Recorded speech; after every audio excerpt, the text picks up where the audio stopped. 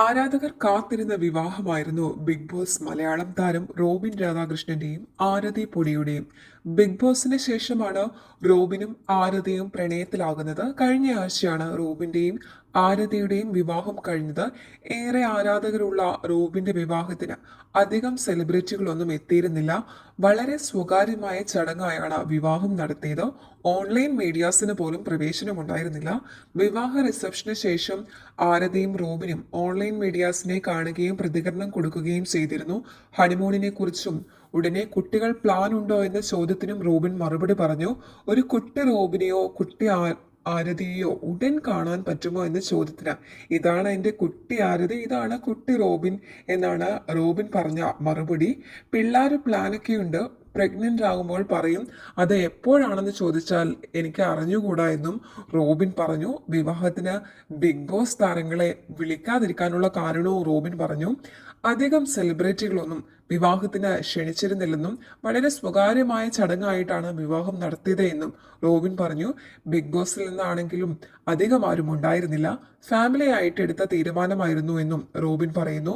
വളരെ ക്ലോസ് ആയിട്ടുള്ള ആളുകളെ മാത്രമാണ് വിളിച്ചത്. പ്രൈവറ്റ് ഫംഗ്ഷനായിട്ട് നടത്തണമെന്ന ആഗ്രഹമുണ്ടായിരുന്നു. അവരോട് ആരോടും വ്യക്തിപരമായൊരു പ്രശ്നവും ഇല്ല എന്നും റോബിൻ പറയുന്നു. ഗുരുവായൂരിൽ നടന്ന വിവാഹ ചടങ്ങിൽ അടുത്ത ബന്ധുക്കളും സുഹൃത്തുക്കളും മാത്രമാണ് പങ്കെടുത്തത്. 6 ദിവസം നീണ്ടുനിന്ന ആഘോഷങ്ങൾക്ക് ശേഷം 7ാം ദിവസമായിരുന്നു റോബിന്റെയും ആരതിയുടെയും വിവാഹം. രംഗോലി, സംഗീത ആഘോഷങ്ങളൊക്കെ ഉണ്ടായിരുന്നു. വിവാഹത്തിന് പിന്നാലെ റോബിൻ ആരതിയെക്കുറിച്ച് പങ്കുവച്ച കുറിപ്പും വൈറലായിരുന്നു.